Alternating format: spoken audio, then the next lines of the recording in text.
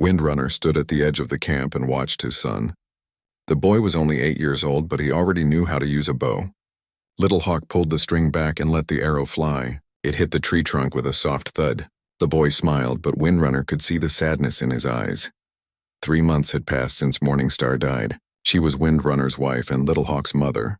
The fever came fast and took her away before anyone could help. Windrunner still remembered her last words. She told him to take care of their son and to be strong. But being strong was hard when his heart felt so empty. The other men in the tribe talked about Windrunner when they thought he could not hear them. They said a boy needed a mother. They said Little Hawk was getting wild without a woman to guide him. Windrunner knew they were right, but he did not want another wife. Morningstar was the only woman he had ever loved. Old Chief Bearclaw came to see Windrunner that evening.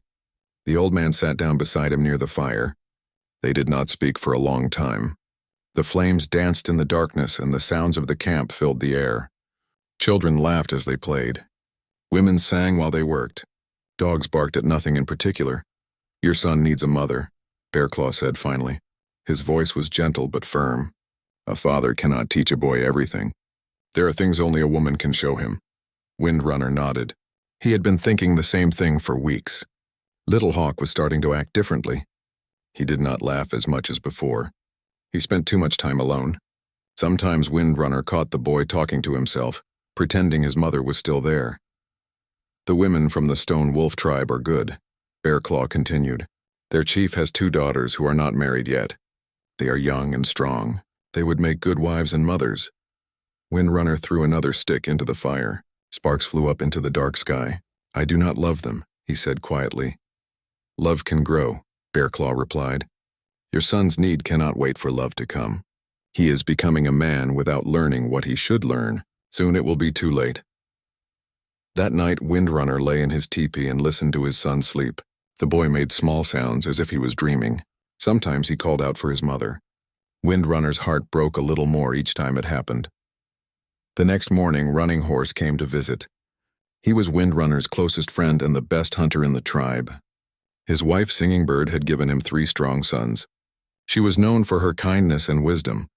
"You must choose a new wife soon," Running Horse said. They were walking along the river, checking the fish traps. "The whole tribe can see that Little Hawk is struggling. A boy his age should be learning many things. He should know how to cook certain foods, how to make clothes, how to treat sickness. These are things women teach." Windrunner pulled up a trap. There were 2 fat fish inside. He put them in the basket and set the trap back in the water. "What if I choose wrong?" he asked. "What if the woman I pick does not love Little Hawk? What if she treats him badly when I am not watching?" Running Horse was quiet for a moment. Then he said, "That is always a risk. But doing nothing is also a risk. Your son needs guidance now. Every day you wait, he grows a little more lost." As they walked back to camp, they passed a group of women working by the water. They were cleaning animal skins and talking quietly among themselves. When they saw Windrunner, some of them smiled. One young woman named Bright Moon looked at him with interest. She was pretty and unmarried.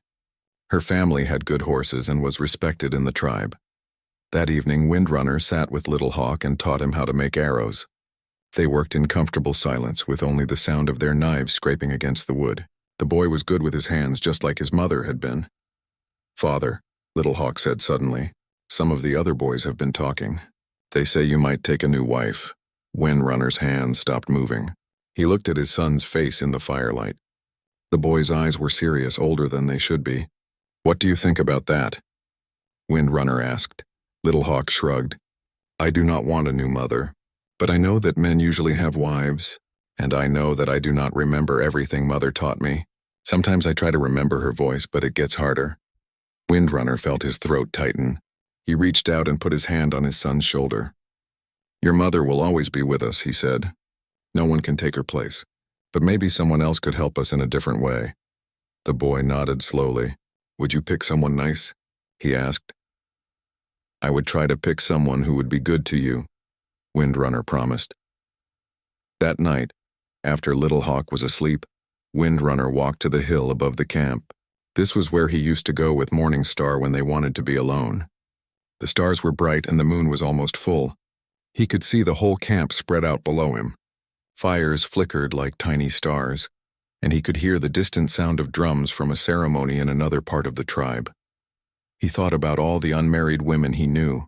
Some were young and pretty, some were older and wise, some had good families with many horses and much wealth, but none of them made his heart feel anything special.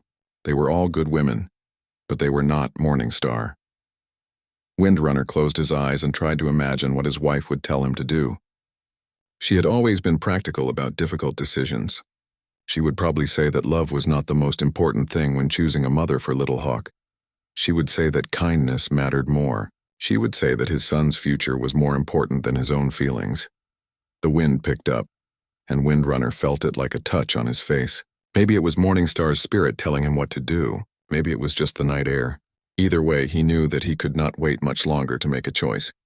His son needed more than what one man could give him, no matter how much that man loved him. Windrunner could not sleep that night. Every time he closed his eyes, he saw the faces of different women from nearby tribes. None of them felt right. He had met them at gatherings and trading events, but he did not know their hearts. How could he choose a mother for Little Hawk when he knew so little about these women? The next morning brought a new idea. Windrunner was watching his son play with the other children when he noticed something important. Little Hawk was happiest when he was around certain families. He laughed more with some people than others. The boy seemed to know, without being told, which adults truly cared about children and which ones just pretended to care. Running Horse walked over and sat beside Windrunner. "You look like a man with a plan," he said. "Maybe I do," Windrunner replied slowly. "I have been thinking about something unusual. What if I let Little Hawk help choose his new mother?" Running Horse raised his eyebrows. "A child cannot make such an important decision." "Not choose exactly," Windrunner explained. "But what if he could spend time with different families? What if he could see how different women treat children? Children know things about people that adults sometimes miss." Running Horse was quiet for a long time. Then he said, "That is a strange idea, but it is not a foolish one. Your son has good sense for someone so young." That afternoon, Windrunner walked around the camp and thought about which families he respected most. He needed families with strong marriages and kind women. He needed men he trusted completely. Most importantly, he needed people who would be honest with him about what they saw. He decided to approach 5 different warriors. Each one was married to a woman known for her good character. These were the best families in the tribe, the ones other people looked up to and tried to copy. The first man he spoke to was Running Horse. "I want to ask you something that has never been asked before," Windrunner began. "I want Little Hawk to spend time with your family, not just visiting, but really living with you for a while. I want him to see what it is like to have Singing Bird as a mother. Then he can tell me how it feels." Running Horse looked surprised, but he nodded slowly. "Singing Bird would be honored. She has always been fond of Little Hawk. But what about the other families you mentioned?" "I want to ask 4 more warriors the same thing," Windrunner explained. "Little Hawk will spend 2 weeks with each family. At the end, he will tell me which woman made him feel most like he had a real mother again." The second warrior Windrunner approached was Grey Wolf. His wife, Gentle Rain, was known for her skill with healing plants and her patience with difficult children. Grey Wolf listened carefully to Windrunner's request. "This is not the usual way," Grey Wolf said. "But maybe the usual way is not always the best way. Gentle Rain lost a baby 2 summers ago. Taking care of Little Hawk might help heal her heart too." The third warrior was Stone Bear, whose wife Clearwater was the best cook in the tribe. She could make even the toughest meat taste delicious, and she always made sure the hungry children got fed first during hard times. "Clearwater would love this," Stone Bear said with a smile. "She always says that our lodge is too quiet with just the 2 of us. Little Hawk would bring some life to our home." The fourth warrior was Swift Arrow. His wife, Dancing Willow, was young but very wise. She had helped raise her younger brothers and sisters after their mother died. She understood what it meant to care for children who were not born to her. Swift Arrow thought for a long moment before answering. Dancing Willow has often said she wishes she could help Little Hawk somehow. She remembers how hard it was when her own mother died. "Yes, we will do this." The last warrior Windrunner asked was Black Elk. His wife, Quiet Moon, was older than the others and had raised 4 children of her own. All of her sons were now warriors, and her daughter had married into another tribe. Quiet Moon was known for her calm wisdom and her ability to see into people's hearts. Black Elk nodded immediately. Quiet Moon misses having children in our lodge. She would be happy to share her knowledge with Little Hawk, and she might see things about the boy that the rest of us miss. That evening, Windrunner gathered all 5 warriors and their wives around his fire.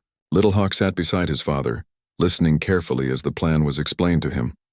"You will live with each family for 2 weeks," Windrunner told his son. "You will eat with them, sleep in their lodge, and help with their daily work. You will learn how each woman takes care of her family. At the end, you will tell me which one feels most like a mother to you." Little Hawk looked around at all the faces in the firelight. These were people he had known all his life, but he had never thought about living with any of them. "What if I cannot choose?" he asked. "Then we will think of something else," Windrunner promised. "But I believe you will know. Your heart will tell you which woman has the kind of love you need," Singing Bird spoke up. "This is a big responsibility for a young boy. Are you sure you want him to make such an important choice?" Windrunner looked at his son. The boy's face was serious, but there was something else there too. For the first time in months, Little Hawk looked interested in something. There was a spark in his eyes that had been missing since his mother died. Little Hawk knew his mother better than anyone except me, Windrunner said. "He knows what a good mother should be like. I trust his heart to recognize the right kind of love." Grey Wolf leaned forward. "What if the boy chooses someone, but that woman does not want to marry you?" "Then I will respect her choice," Windrunner replied. "I am not asking anyone to marry me yet. I am only asking you to open your homes to my son. After he decides, I will speak to the woman he chooses. If she agrees, we will talk about marriage. If she does not agree, we will find another way." Clearwater smiled. "You are giving the women a choice too. That is unusual, but it is fair." Dancing Willow nodded. "Most men just decide and tell the woman what will happen. This way is better." Quiet Moon, who had been silent until now, finally spoke. "This plan honors the boy, honors the women, and honors the memory of Morningstar. I think she would approve." Windrunner felt his chest tighten at the mention of his wife's name. He hoped Quiet Moon was right. He hoped that somewhere in the spirit world, Morningstar was watching and understood what he was trying to do. The 5 families agreed to the plan. They would begin in 3 days, after Little Hawk had time to prepare for his first day away from his father's lodge. Each woman promised to treat the boy as if he were her own son, to show him what family life was like in her home. As the group broke up and people returned to their own lodges, Running Horse stayed behind. "You know this might not work the way you hope," he said quietly. "The boy might choose someone who is not right for you, or he might not be able to choose at all." Windrunner nodded. "I know, but I also know that doing nothing is not working. Little Hawk needs something I cannot give him. Maybe this way he can find it himself." Little Hawk had just finished his first week with Running Horse's family when the war party returned. The boy was helping Singing Bird gather herbs near the river when they heard the sound of horses and whooping voices coming toward the camp. Singing Bird quickly gathered her plants and took Little Hawk's hand. "Come," she said. "Let us see what the warriors have brought back." The returning war party rode into camp with great excitement. Their horses were loaded with goods: blankets, metal pots, knives, and other useful things. Behind the warriors, several new horses followed on lead ropes. These were fine animals that would make the tribe stronger and richer. But there was something else. At the back of the group, a young white woman walked beside one of the horses. Her hands were tied, but she held her head high. Her dress was torn and dirty, but she did not cry or beg. Little Hawk had never seen a white person up close before. She looked different from the Comanche women, with pale skin and light brown hair that caught the sunlight. Windrunner came out of his lodge to see what was happening. He looked at the goods and horses with approval, but his eyes stopped on the white woman. She appeared to be about 20 years old, not much older than some of the unmarried Comanche women in the tribe. Swift Eagle, who led the war party, rode over to Windrunner and the other senior warriors. "We found a wagon train 3 days' ride to the east," he reported. "Most of the white people got away, but we took their horses and goods. This woman was trying to hide in the grass. She fought like a wildcat when we caught her." Chief Bearclaw stepped forward to look at the captive. "What is her name?" he asked. Swift Eagle shrugged. "She speaks some of our language. Says her name is Sarah. The rest we could not understand."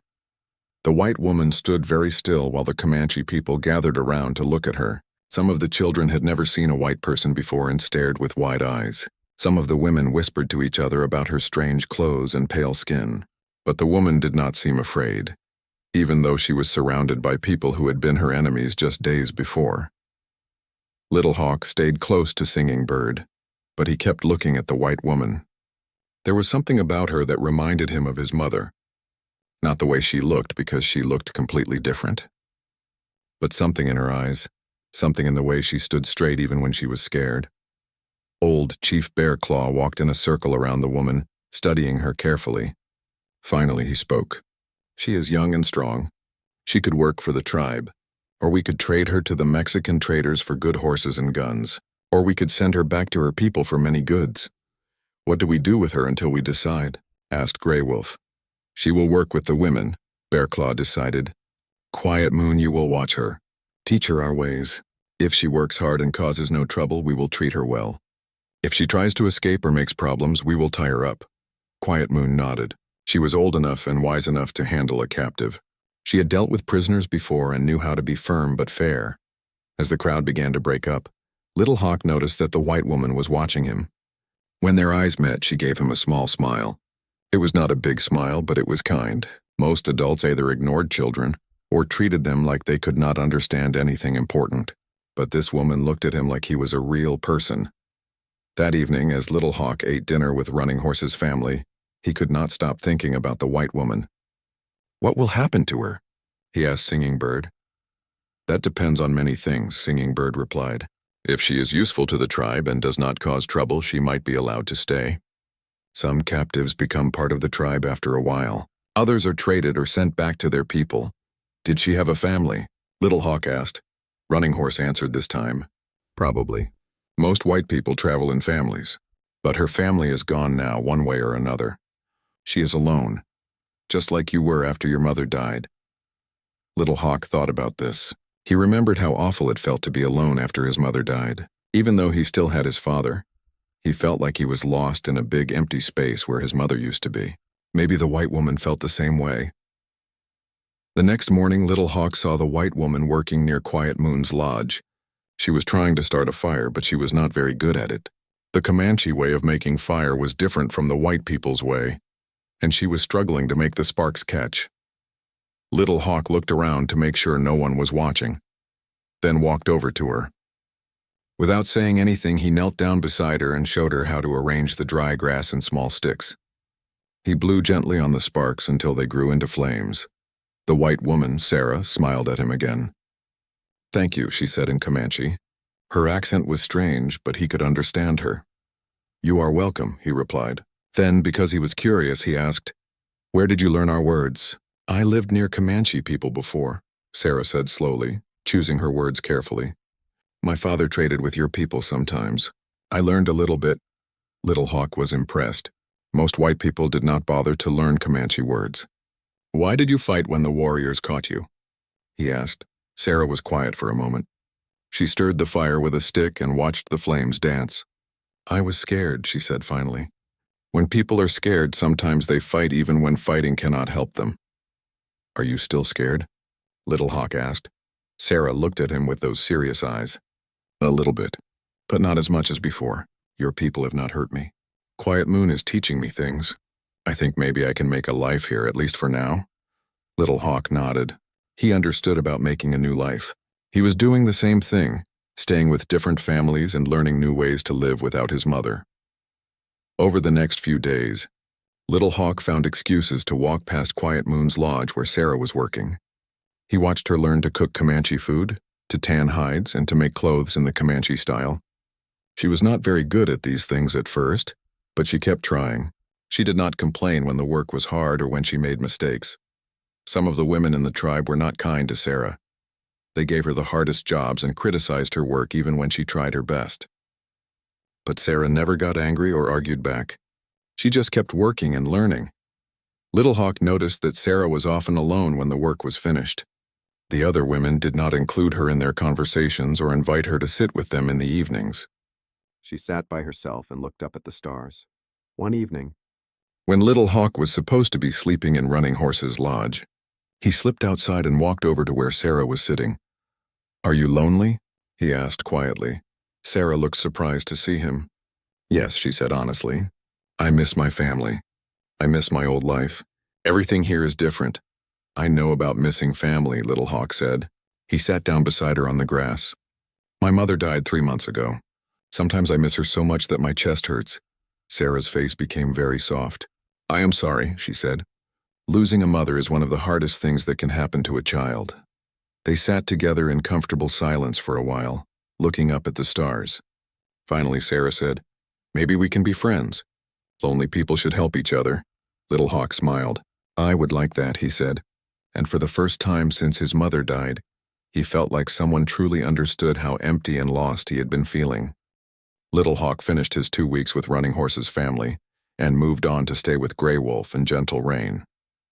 But now he had something new to think about besides choosing a new mother. Every day he found reasons to walk past where Sarah was working with Quiet Moon. Gentle Rain noticed this right away. She was a woman who saw everything and forgot nothing. On Little Hawk's 3rd day with her family, she asked him about it while they were gathering plants for medicine. "You seem very interested in the white captive," Gentle Rain said. She did not sound angry, just curious. "Why is that?" Little Hawk thought carefully about how to answer. "She is not like what I expected a white person to be like," he said finally. "She works hard and she does not complain. And she talks to me like I am important." Gentle Rain nodded. "She is different from most captives we have had before. Usually they cry for days or try to escape. This one seems to understand that fighting will not help her now." "Do you think she will stay with the tribe?" Little Hawk asked. "That depends on many things," Gentle Rain replied. "But I think she is smart enough to make the best of her situation. Smart enough to survive." As the days passed, Little Hawk's friendship with Sarah grew stronger. During his free time, when he was not learning from Gentle Rain, he would find Sarah and practice speaking with her. She was learning Comanche words very quickly, and he was fascinated by the stories she told about the white people's world. Sarah told him about big cities with thousands of people, about wagons that moved without horses, and about books full of stories and pictures. She described things that seemed impossible to Little Hawk: buildings taller than trees, rivers that ran inside houses, and lights that came from glass balls instead of fire. "Is it all true?" Little Hawk asked one evening. They were sitting by the river while Sarah washed clothes and he helped by carrying water. "All true," Sarah said with a smile. "Your people live in harmony with the land, which is beautiful. But my people have learned to make tools and machines that can do amazing things. Both ways of living have good parts and bad parts." "What are the bad parts of the white people's way?" Little Hawk asked. Sarah was quiet for a long time. She scrubbed a buckskin shirt and rinsed it in the clear water. "Sometimes we forget how to be happy with what we have," she said finally. "We always want more things, bigger things, newer things. And sometimes we hurt the land and the animals because we are not careful." Little Hawk thought about this. "What are the bad parts of our way?" "I do not know enough yet to say," Sarah replied honestly. "But I think every group of people has problems. The important thing is to learn from each other and try to do better." The boy was impressed by her thoughtful answers. Most adults gave him simple answers that did not really explain anything. Sarah talked to him like his opinions mattered, like his questions were worth taking seriously. When Little Hawk moved to his 3rd family, Stone Bear and Clear Water, he started bringing Sarah small gifts. Nothing valuable or important, just interesting things he found. Pretty rocks, unusual feathers, flowers that smelled good. Sarah always thanked him as if these simple gifts were treasures. Clearwater noticed this too. She was a practical woman who did not waste time with unnecessary words, but she had a kind heart. One day while she was teaching Little Hawk to make bread, she said, "The captive woman seems to make you happy." "She listens to me," Little Hawk said, "and she tells me interesting things. She does not treat me like I'm too young to understand anything." "That is good," Clearwater said. "Children need adults who respect their minds. But remember, she is a captive. Her future is not certain. Do not become too attached to someone who might not be here very long." Little Hawk knew Clearwater was trying to protect him from getting hurt. But he could not help feeling that Sarah was becoming important to him. When he was with the different families, learning what it might be like to have a new mother, part of his mind was always thinking about his friend Sarah. He compared the way the 5 women treated him to the way Sarah treated him. Singing Bird was loving but sometimes treated him like a baby. Gentle Rain was wise but could be strict and hard to please. Clearwater was kind, but did not have much time for long conversations. Dancing Willow was fun but young and sometimes forgot that children have serious thoughts too. Quiet Moon was gentle and wise, but she was old and moved slowly. Sarah was different from all of them. She was not trying to be his mother, so she did not feel the need to protect him from difficult ideas or sad truths. She answered his questions honestly, even when the answers were complicated. She asked him what he thought about things, not just what he wanted or needed. During his stay with Swift Arrow and Dancing Willow, Little Hawk made a discovery that surprised him. Dancing Willow was closer to Sarah's age than the other women, and sometimes they worked together. Little Hawk noticed that Sarah was always patient with Dancing Willow, even when the young Comanche woman made mistakes or said thoughtless things. One day, Dancing Willow accidentally ruined a piece of leather that Sarah had been working on for days. Dancing Willow was upset and expected Sarah to be angry. Instead, Sarah just smiled and said, "Do not worry. I can make another one. Mistakes are how we learn." Little Hawk saw Dancing Willow's face change when Sarah said this. The young woman looked surprised and grateful. Later, when Sarah was not around, Dancing Willow said to Little Hawk, "She is not what I expected a white person to be like. She has a good heart." "That is what I think too," Little Hawk agreed. When Little Hawk moved to his last family, Black Elk and Quiet Moon, something interesting happened. Quiet Moon was the woman who was supposed to watch Sarah and teach her Comanche ways. This meant that Little Hawk got to spend even more time around his friend.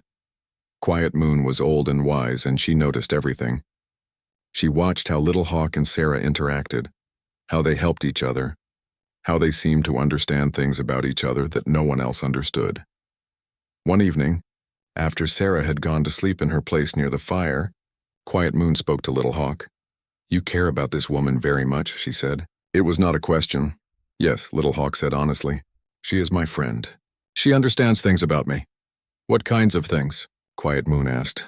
Little Hawk thought carefully. "She knows what it is like to be alone and scared.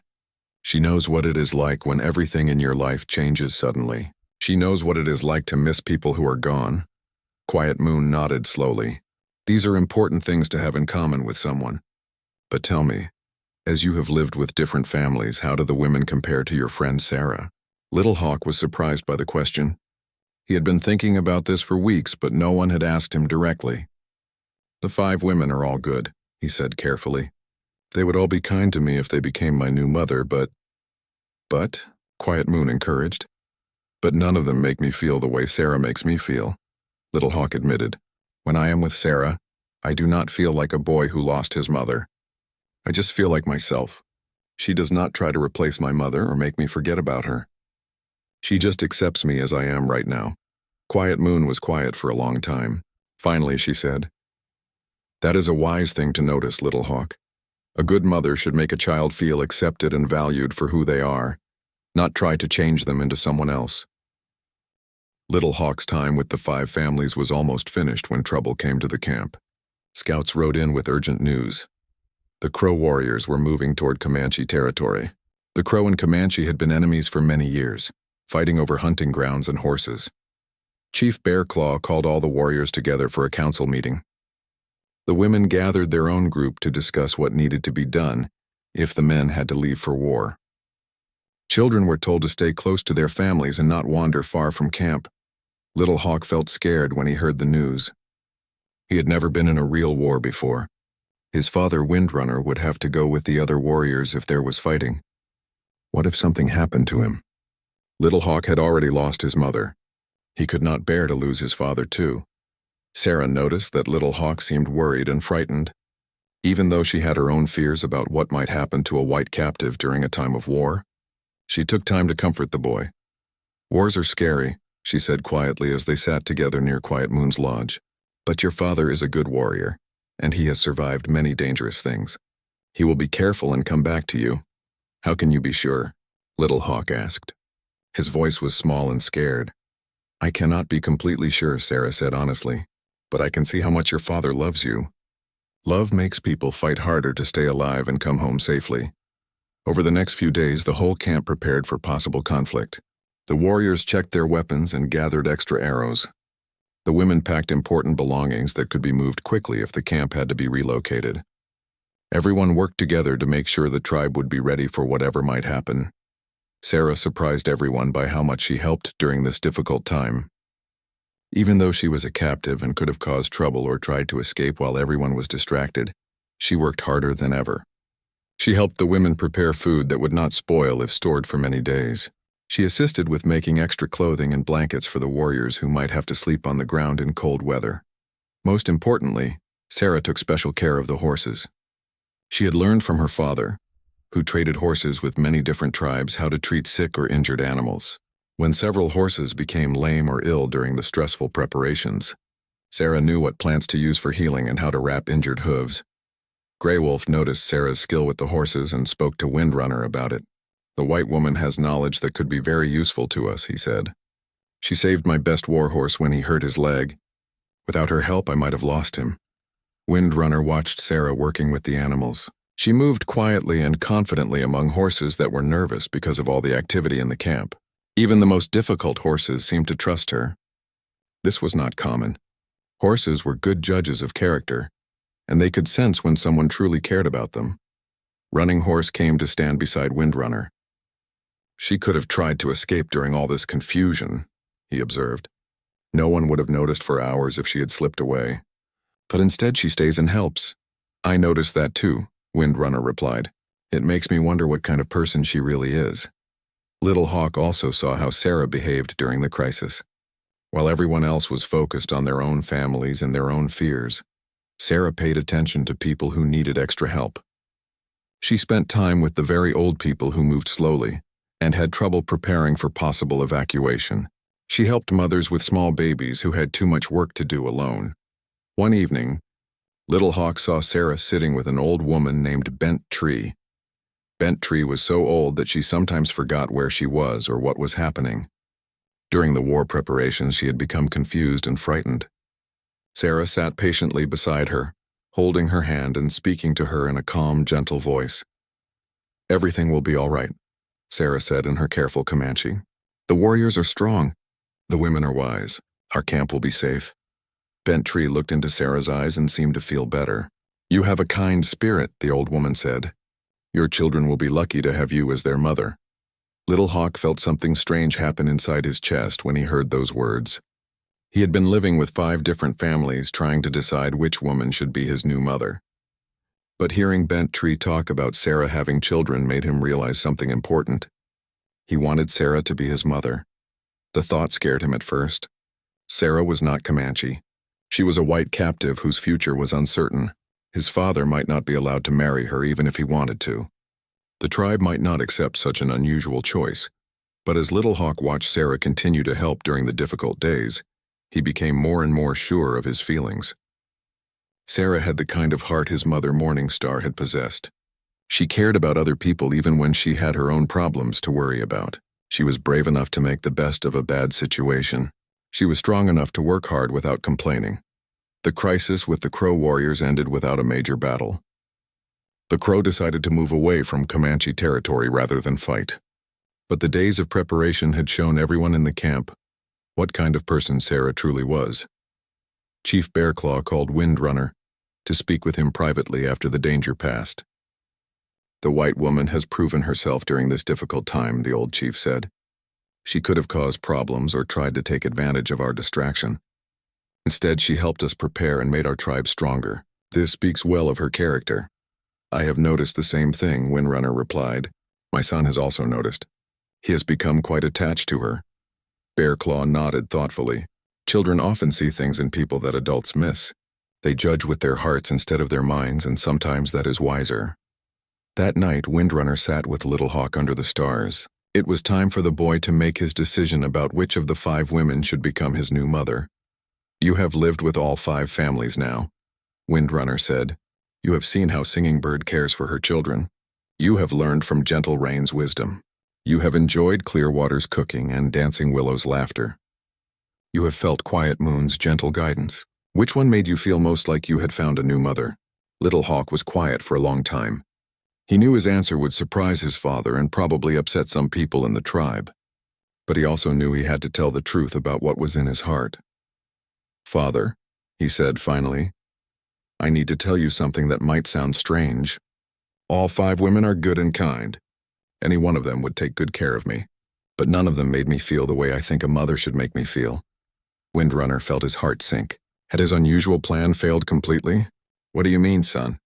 Little Hawk took a deep breath. There is someone who does make me feel that way.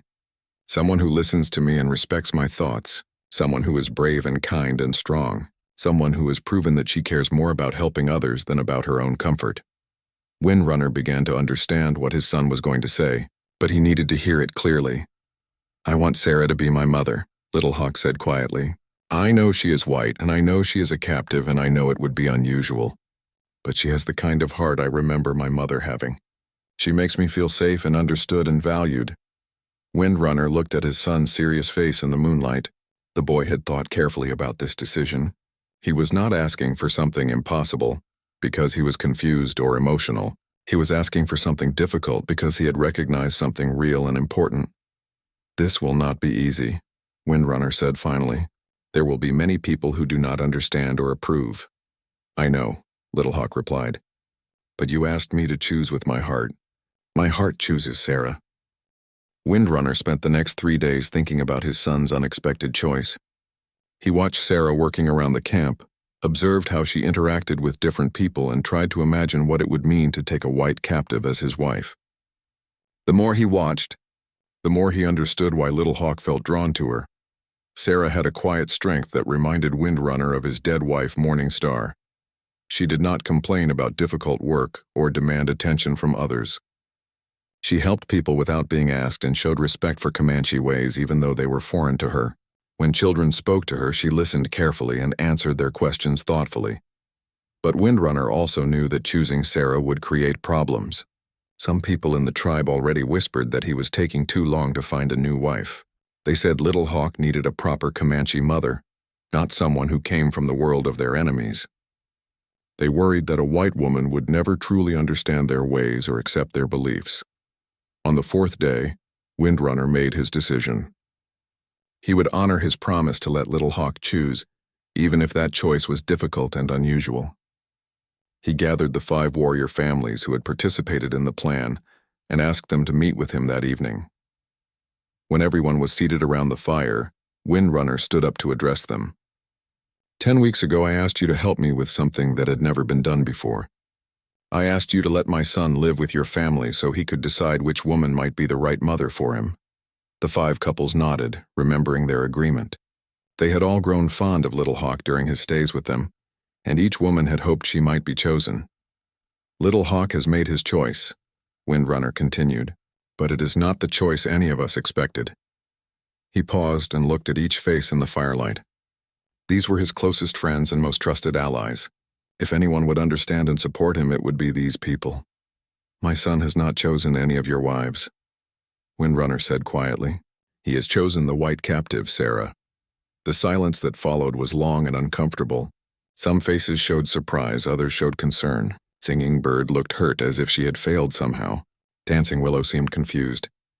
The men glanced at each other with worry in their eyes. Finally, Quiet Moon spoke. She was the oldest and wisest of the group, and her words carried weight. I am not entirely surprised by this choice, she said slowly. I have watched the boy and the woman together. There is something between them that is rare and special. They understand each other in a way that goes deeper than words. Running Horse leaned forward. But she is white, he said. She comes from people who are our enemies.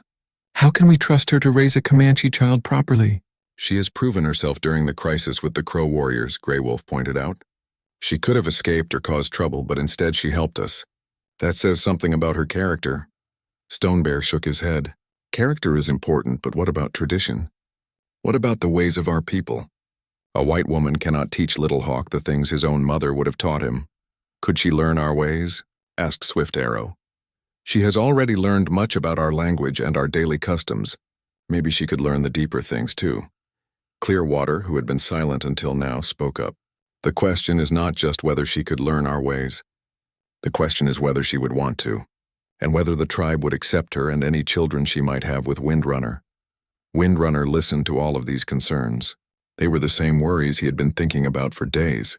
Finally, he said, I know this choice creates problems, but I made a promise to my son. I told him to choose with his heart, and I said I would respect his choice. Little Hawk has thought carefully about this. He is young, but he is not foolish. Gentle Rain, who had been very quiet, suddenly spoke. Where is Little Hawk now? Should he not be here to explain his choice to us himself? He is waiting nearby, Windrunner replied. I wanted to speak with you first, but you are right. He should tell you himself why he made this decision. Windrunner called his son's name, and Little Hawk appeared at the edge of the firelight. The boy looked nervous but determined. He had known this conversation would happen, and he had prepared himself for it. Little Hawk, said Running Horse gently, your father tells us you have chosen Sarah to be your new mother. Can you help us understand why? Little Hawk looked around at all the adult faces watching him. These were people he respected and cared about. He did not want to hurt anyone's feelings, but he knew he had to be honest. All of your wives are good women, Little Hawk began. Each one taught me important things, and each one was kind to me. If I had to choose one of them, it would be very difficult because they all have good qualities. He paused and took a breath before continuing. But when I was with each family, part of me was always thinking about my real mother, Morningstar. I was trying to find someone who made me feel the same way she did. Someone who made me feel safe and understood and valued. Singing Bird leaned forward. Did I not make you feel safe? She asked gently. You did, Little Hawk replied, but you also made me feel like a little child who needed protection from everything. My mother never made me feel that way. She treated me like I was smart enough to understand the world, even the sad and difficult parts. Dancing Willow spoke next. Did I not value you? I enjoyed having you in our lodge. You did value me, Little Hawk said, but sometimes you forgot about me when other things became interesting. My mother never forgot about me even when she was busy with important work. One by one, Little Hawk explained what he had learned from each woman and why, despite their good qualities, none of them felt like the right mother for him. Then he said, Sarah is different. When I am with her, I do not feel like a poor boy who lost his mother. I feel like myself, someone whose thoughts and feelings matter. She listens to my questions and gives me honest answers. She does not try to protect me from knowing about difficult things, but she helps me understand them. Black Elk, who had been listening carefully, asked, But what about our traditions? What about Comanche ways? Sarah has been learning our ways very quickly, Little Hawk replied. And she respects them. But more than that, she has the same kind of spirit my mother had. She cares about other people. She works hard without complaining. She is brave when things are difficult. These things are more important than just knowing the right words or the right ceremonies. Quiet Moon nodded slowly. The boy speaks wisdom. Spirit matters more than customs. Customs can be learned, but a good spirit cannot be taught. Either someone has it or they do not. The group fell silent again, thinking about Little Hawk's words. Finally, Windrunner spoke. I know this choice is unusual and difficult. I know it will cause some people in the tribe to question my judgment. But I believe my son has recognized something real and important in Sarah. I want to respect his choice. What will you do now? Asked Running Horse. I will speak with Sarah, Windrunner replied. I will ask her if she would consider becoming my wife and Little Hawk's mother. If she agrees, I will ask Chief Bearclaw for permission to marry her. If the chief and the tribal council approve, we will be married according to Comanche law. And if she refuses? Asked Grey Wolf. Windrunner looked at his son's hopeful face. Then we will find another way. But I believe she will say yes. I have seen the way she looks at Little Hawk. She cares for him already. And I think she understands that becoming part of our family would give her a secure place in the tribe. The meeting ended with agreement that Windrunner should speak with Sarah and see what she would say. The 5 families promised to support whatever decision was made, even though some of them still had doubts about the wisdom of marrying a white captive. As people began to leave, Quiet Moon stayed behind to speak with Windrunner and Little Hawk privately. This is a brave choice, she told them. But brave choices are often the right choices, even when they are difficult. Sarah has a good heart. With time and patience, she could become a true Comanche woman in all the ways that matter. Windrunner did not sleep well that night. Every time he closed his eyes, he thought about the conversation he needed to have with Sarah. What would he say to her? How could he explain that his son had chosen her to be his new mother? What if she said no? What if she said yes, but for the wrong reasons? The next morning, Windrunner watched Sarah from a distance as she worked with Quiet Moon. She moved with quiet confidence now, no longer the frightened captive who had arrived months ago. Her Comanche had improved greatly, and she seemed to understand the daily rhythms of camp life. But did she understand what it would mean to become a Comanche wife and mother? Windrunner knew he could not put off the conversation any longer. He waited until the afternoon, when Sarah was working alone by the river washing clothes. Little Hawk was playing with other children on the far side of camp, too far away to see or hear what would be discussed. "Sarah," Windrunner said as he approached her, "I need to speak with you about something important." Sarah looked up from the wet buckskin shirt she was scrubbing. She could tell from Windrunner's serious expression that this was not a casual conversation. "Yes," she said, setting down her work. "I am listening." Windrunner sat on a large rock near the water's edge. Sarah remained standing, uncertain whether she should sit as well. Windrunner gestured for her to sit, and she chose a spot on the grass where she could see his face clearly. "You know that I have been looking for a new wife," Windrunner began. "Someone to help me raise Little Hawk and to be a mother to him." Sarah nodded. "Yes. Little Hawk told me about staying with different families. He said you wanted him to help choose." "That is correct," Windrunner said. "He has finished staying with all 5 families. He has made his choice." Windrunner paused, studying Sarah's face. "He chose you." Sarah's eyes widened with surprise. She had not expected this at all. "Me?" she said quietly. "But I am not. I am a captive. I am white. I am not one of the 5 women you asked him to consider." "No, you are not," Windrunner agreed. "But you are the one who makes him feel most like he has found a real mother. He says you have the same kind of spirit his birth mother had." Sarah was quiet for a long time, trying to understand what this meant. Finally she asked, "What are you asking me?" Windrunner took a deep breath. "I am asking if you would consider becoming my wife and Little Hawk's mother. I am asking if you would want to make your life here, permanently as part of our family and our tribe." Sarah felt her heart begin to beat faster. She had grown to care deeply for Little Hawk, and she respected Windrunner. But becoming a Comanche wife would mean giving up any hope of ever returning to her old life. It would mean accepting a completely different future than anything she had ever imagined. "I need to think about this," Sarah said finally. "This is not a decision I can make quickly." "I understand," Windrunner replied. "But I need you to know that this is not just about what Little Hawk wants. The tribal council must approve any marriage I make. Some people will not like the idea of me marrying a white woman. There could be difficulties for all of us." "What kind of difficulties?" Sarah asked. Windrunner considered how to explain. "Some people will never fully accept you, no matter how well you learn our ways. They will always see you as an outsider. Any children we have together might face the same problems. And if there's ever war with white people again, some might question where your loyalty lies." Sarah understood. She had already experienced some of these problems during her time as a captive.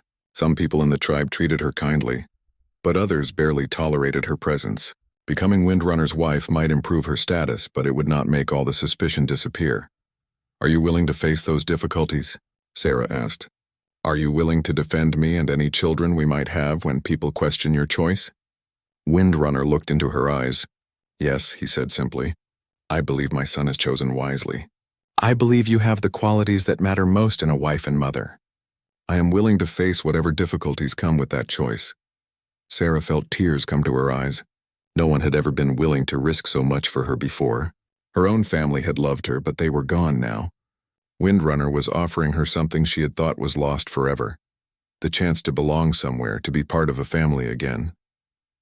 "I care about Little Hawk very much," Sarah said quietly. "He has become like a son to me already, and I respect you, but marriage is about more than caring and respect." "What about love?" Windrunner was quiet for a moment. "I loved my first wife very much," he said honestly. "I do not know if I can love another woman the same way, but I think love can grow between people who care for each other and work together toward the same goals. Do you think you could learn to love me?" Sarah considered this carefully. Windrunner was a good man, honorable, intelligent, devoted to his son. He was not asking her to love him immediately, only to be open to the possibility that love might develop over time. That seemed reasonable and honest. "I think I could," she said finally. "You are a good man, and you are offering me something precious, a place to belong, a child to love, a chance to build a new life. Yes, I think love could grow between us.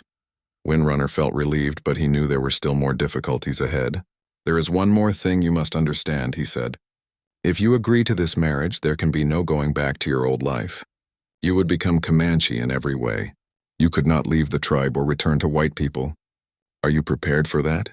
Sarah had been thinking about this question for months, even before Windrunner's proposal. Her old life was gone anyway. Her family was dead or scattered. She had no home to return to, no people waiting for her. The Comanche camp had become her world, and Little Hawk had become the person she cared most about protecting and nurturing. "My old life ended when your warriors captured me," Sarah said. "I have already begun building a new life here. If you and the tribal council will accept me, I want to make that new life permanent." Windrunner smiled for the first time during their conversation. "Then I will speak with Chief Bearclaw and ask for permission to marry you. But first I want you to talk with Little Hawk. Make sure he truly understands what it would mean to have you as his mother. Make sure this is what he really wants, not just something that seems appealing because it is different." Sarah agreed to this. That evening, she found Little Hawk sitting alone near the horses, brushing his favorite pony. She sat down beside him and said, "Your father told me about your choice." Little Hawk looked up at her with hopeful eyes. "Are you angry? I know I was supposed to choose one of the 5 women, but none of them felt right." "I am not angry," Sarah said gently, "but I want to make sure you understand what you are asking for.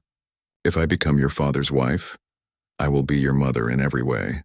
That means I will have the right to correct you when you make mistakes, to give you chores you do not want to do, to make decisions about your life that you might not like. Are you prepared for that?" Little Hawk nodded seriously. "Real mothers do those things because they care about their children. I want someone who cares enough to tell me when I am wrong and to help me become a better person. And what if some people in the tribe never accept me completely? What if they sometimes treat you differently because your mother is white? Can you handle that?" Little Hawk thought about this carefully. "I think so," he said finally. "People already treat me differently because my real mother is dead. I have learned that what matters is not what everyone else thinks. What matters is having people who truly care about me." Sarah felt her heart fill with warmth. This boy had more wisdom than many adults. "Then yes," she said quietly. "If your father can get permission from the tribal council, and if you are sure this is what you want, I will be honored to become your mother." Little Hawk smiled the biggest smile Sarah had seen from him since they first met. He threw his arms around her in a hug that felt like coming home. The next morning, Windrunner asked to speak with Chief Bearclaw privately. The old chief listened carefully as Windrunner explained his son's unusual choice and his own decision to honor it. Bearclaw's weathered face showed no emotion as he heard about the proposal to marry the white captive. "This is not a simple matter," Bearclaw said when Windrunner finished speaking. "Marriage between our people and captives has happened before, but usually after many years when the captive has proven complete loyalty to the tribe. Sarah has been with us for only a few months, but she has proven herself during that time," Windrunner replied. "She helped during the crisis with the Crow warriors.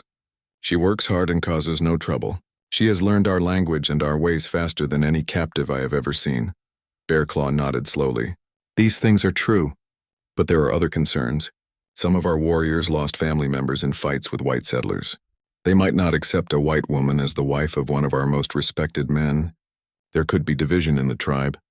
I understand the risks," Windrunner said, "but I believe my son has seen something in Sarah that we should not ignore. Children often recognize good hearts more clearly than adults do." Bearclaw was quiet for a long time, considering all the implications. Finally he said, "I will call a council meeting. All the senior warriors and elder women will discuss this matter. You will present your case and Sarah will answer questions about her intentions and her commitment to our people. Then we will decide." 2 days later, the tribal council gathered in the largest teepee in the camp. Windrunner, Sarah, and Little Hawk sat before the assembled group of 23 adults who would decide their fate. Sarah wore her best Comanche dress, one that Quiet Moon had helped her make. Her hair was braided in the traditional style, and she had prepared herself to answer difficult questions. Chief Bearclaw opened the meeting by explaining the unusual situation. Then he invited Windrunner to speak first.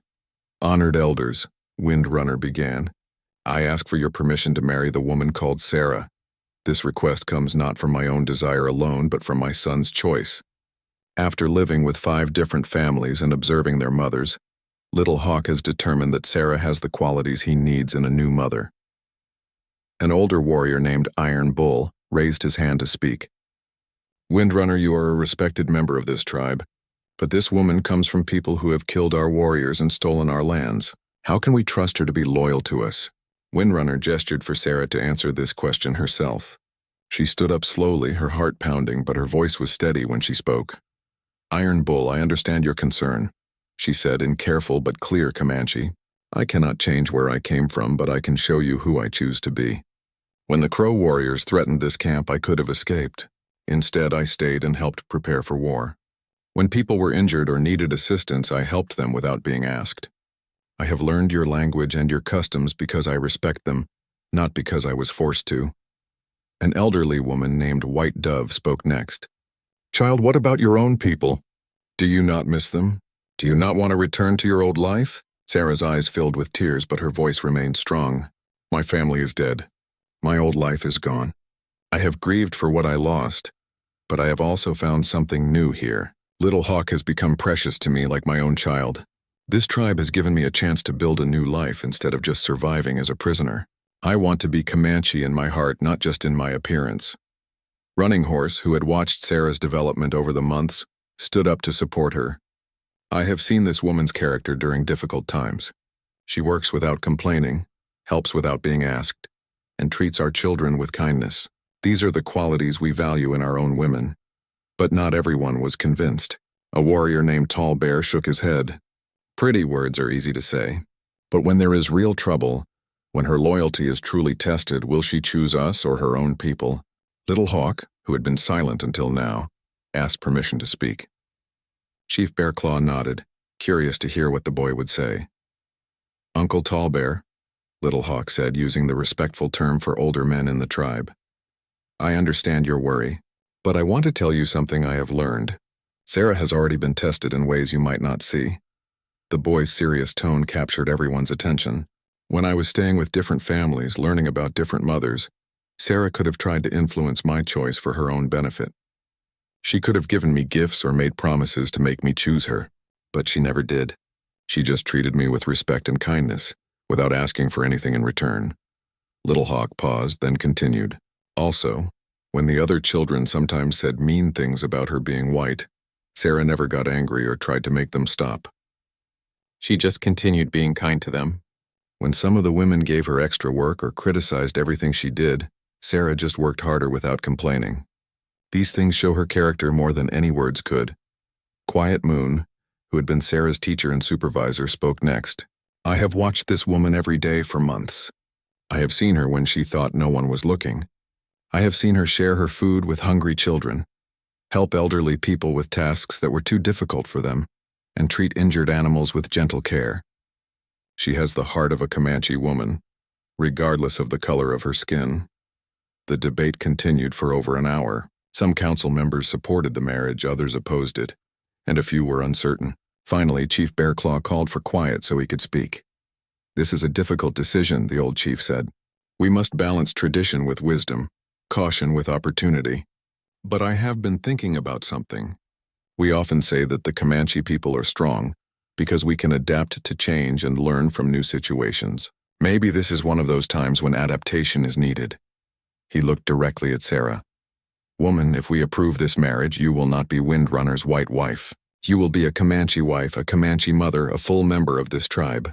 You will be expected to participate in our ceremonies, follow our laws, and put the good of the tribe above your personal desires. Can you do this? Yes, Sarah said without hesitation. I can and I will. Bear Claw then addressed the entire council.